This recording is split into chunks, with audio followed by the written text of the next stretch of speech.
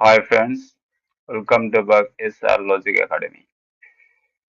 According to the public মানে according means হলো অনুসারে এবং public means হলো হচ্ছে জনগণ যেটাকে বলা হয় জনগণ। আর administration means হলো প্রশাসন আর ministry means হলো কি মন্ত্রী, ঠিক আছে, যে মন্ত্রণালয় বলা হয় এটা, মানে জনপ্রশাসনের মন্ত্রণালয়। ডাটা মিন্স হলো তথ্য। ওকে, ডাটা মিন্স হলো কি তথ্য।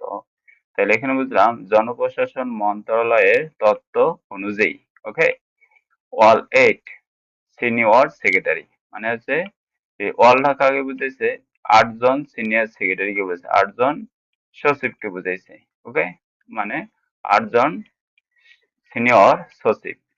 এজ মানে তাদের বয়স বিটুইন 65 এবং 75, মানে 65 থেকে 75 বয়সী।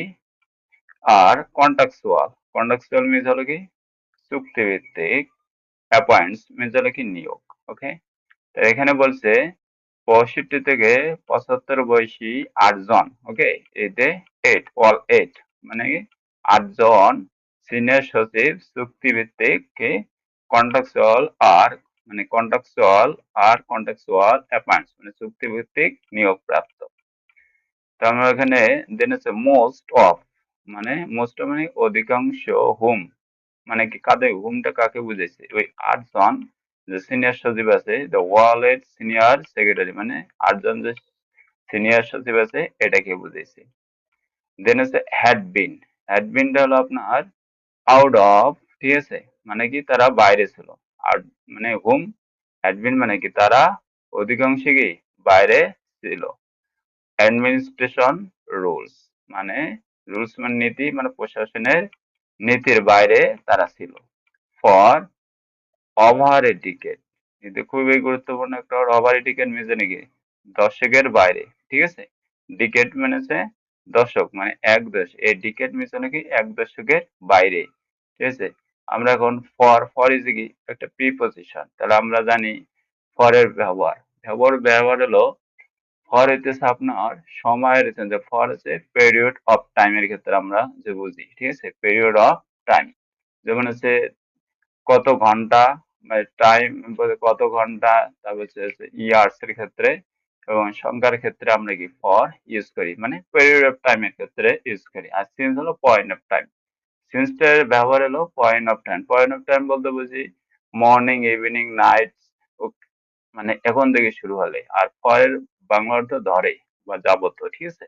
তাহলে আমরা বুঝলাম এটা একটা ফরের ইউজটা শিখলাম। সিন্স হচ্ছে আপনার পয়েন্টস অফ টাইম। সিন্স হলো কি পয়েন্টস অফ টাইম, যেমন মর্নিং থেকে শুরু হলো, ইভিনিং থেকে, নাইট থেকে, এবং এটাকে বোঝাচ্ছে পয়েন্টস অফ টাইম। আমরা এখন নেক্সট যাব। দ্য নেক্সট আছে দ্য ইনক্লুড, এখানে আছে কি দ্য ইনক্লুড মানে তারা অন্তর্ভুক্ত। দ্য ক্যাবিনেট সেক্রেটারি, ঠিক আছে, ক্যাবিনেট সেক্রেটারি ক্যাবিনেটের সচিব, ঠিক আছে। দ্য প্রিন্সিপাল, এখানে বলছে দ্য প্রিন্সিপাল সেক্রেটারি, ঠিক আছে, মানে সেক্রেটারি কি নীতি, ঠিক আছে, প্রধান সচিব মানে প্রিন্সিপাল সেক্রেটারি। ওকে, এখানে আছে প্রধান মন্ত্রীর বা প্রধান সচিব, ঠিক আছে, টু দা প্রাইম মিনিস্টার, ঠিক আছে, প্রধানমন্ত্রীর প্রধান সচিব। এন্ড আছে the secretary for the public administration, ঠিক আছে। তারপর আছে জনপ্রশাসনের জনপ্রশাসনের সচিব, এবং আছে ল্যান্ড সচিব মানে ভূমি সচিব। তার মানে দে আর ইনক্লুডেড, মানে তার অন্তর্ভুক্ত আছে ক্যাবিনেট সচিব, তারপরে প্রিন্সিপাল সেক্রেটারি মানে প্রধান সচিব টু দ্য প্রাইম মিনিস্টার মানে প্রধানমন্ত্রীর প্রধান সচিব, the secretary for the public administration মানে জনপ্রশাসন সচিব, অ্যান্ড ভূমি সচিব, তারা এর মধ্যে কি অন্তর্ভুক্ত আছে। দেন আমরা এখন নেক্সটে যাব। নেক্সট আছে মিনিস্ট্রি সোর্স, যেখানে আছে মিনিস্ট্রি সোর্স মানে মন্ত্রণালয়ের সূত্র জানায়। ওকে, সেট মানে কি জানায় বা বলে, ঠিক আছে। দ্যাট যাতে মানে ওই সময়টাকে বুঝেছে। ডুরিং মানে সময়, দ্য ইন্টিম গভর্নমেন্ট মানে ইন্টিম গভর্নমেন্টের সময়, টিনওয়ার্স, ওকে, টিনওয়ার্স at least 18 মানে 18 secretaries were appointed on a contractual basis for 1 থেকে 2 years। এখানে বলছে মিনিস্ট্রি সোর্স সেড মানে মন্ত্রণালয় সূত্র জানায় অন্তর্বর্তী সরকারের আমলে এই interim during the interim government tenures মানে মন্তব্য সরকারের আমলে অ্যাটলিস্ট 18 সেক্রেটারি মানে 18 জন সচিব কমপক্ষে, ঠিক আছে, অ্যাটলিস্ট মানে কমপক্ষে, ওকে, ওয়ার অ্যাপয়েন্টেড তারা কি নিয়োগ হয়, ওয়ার অ্যাপয়েন্টেড তারা নিয়োগ হয় ওয়ান এ কন্ট্রাকচুয়াল, ঠিক আছে, চুক্তিভিত্তিক বেসিস ফর 1 থেকে 2 ইয়ার্স মানে 1 থেকে 2 বছর চুক্তিতে তারা কি হয়, মানে নিয়োগ প্রাপ্ত দেওয়া হয়েছিল তাদেরকে, এটাই বুঝাইছে। দেন আমরা নেক্সট যাব। Next one sentence is the while the BMP led government মানে যখন অয়েল মানে এখানে অন্যদিকে বিএমপি নেতৃত্বাধীন সরকার, এখানে কি বলছে বিএমপি লিড গভর্নমেন্ট মানে বিএনপির নেতৃত্বাধীন সরকার অ্যাপয়েন্টেড মানে নিয়োগ দিয়েছিল 19 সেক্রেটারি মানে 19 জন সেক্রেটারিকে বা সচিবকে অন এ কন্ট্রাক্ট মানে চুক্তির ওপর, ওকে, তারা 19 জনকে দিয়েছিল কন্ট্রাক্ট ক্যান্সেলিং মোর মানে তারা কি করেছিল বাতিল করে দিয়েছে মোর দেন এ ডজন সাস অ্যাপয়েন্টমেন্টস মানে 1 ডজনের বেশি কি করেছিল নিয়োগ কি তারা বাতিল করে দিয়েছিল, ক্যান্সেলিং। তাহলে এই সেন্টেন্সটা যদি আমরা বাংলা সুগোছাবে অন্যদিকে ফাইল মানে বিএনপি লিড গভর্নমেন্ট বিএনপির নেতৃত্বাধীন সরকার 1 ডজন এই দেন এ ডজন সাচ অ্যাপয়েন্টমেন্ট 1 ডজনেরও বেশি, ওকে, এই ধরনের নিয়োগ বাতিল করে। কোন ধরনের নিয়োগ বাতিল করে? এই যে কন্ট্রাক্ট নিয়োগ যেটা বলা হয়, ঠিক আছে, সাচে এই যে কন্ডাক্টস এই যে ক্যান্সেলিং মোর, ঠিক আছে, বাতিল করে 19 জন সচিবকে চুক্তিতে নিয়োগ দিয়েছে, বাতিল করে মানে 19 জনকে বাতিল করে 19 জন সচিবকে কি নিয়োগ দিয়েছে, দা অ্যাপয়েন্টেড 19 সেক্রেটারিজ। আমরা নেক্সট অনে যাব এখন।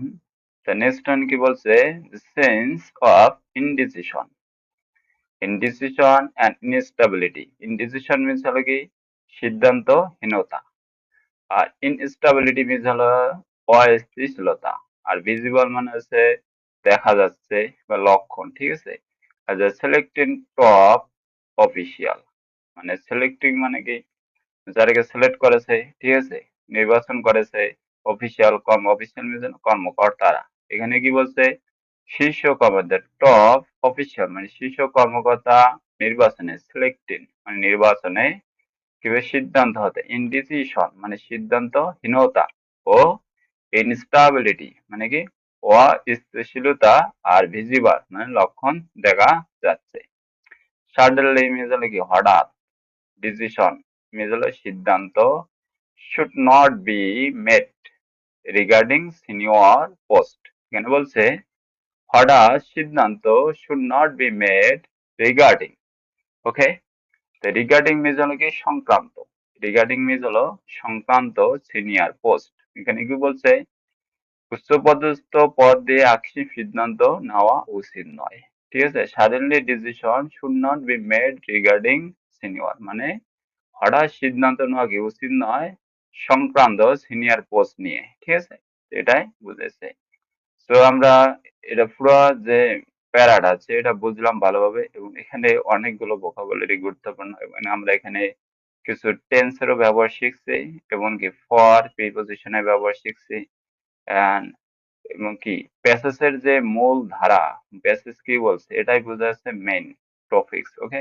এখন আপনাকে জানতে হবে যে ভোকাবুলারি কিরকম আমি জানি এবং কিরকম না জানি, এগুলো আপনাকে নোট করতে হবে। মনে করেন আপনি এখানে রুলস এর মানেটা জানেন না, এটা আপনাকে নোট করে রাখতে হবে, এবং ডিকেটের অর্থ কি আপনি জানেন না, ঠিক আছে, তাহলে এটা নোট করে রাখা আপনাকে জানতে হবে যে ডিকের অর্থ কি। ডিকের অর্থ হচ্ছে 10 সেকেন্ড নোট করে রাখবে, পরবর্তী যখন মনে থাকবে না নোট থেকে বাড়ি করে দেখবেন যে ডিকের অর্থ কি। ওকে 2 3 4 বার আপনি এটা সেন্টেন্স মেকিং করলে আপনি অবশ্যই এটা কি মনে রাখতে পারবেন। সো আজ পর্যন্ত এখানে। Thank you so much for watching this video. Please subscribe this channel. I hope you will subscribe this channel. It also inspire me to make the updating video. Okay, thank you so much.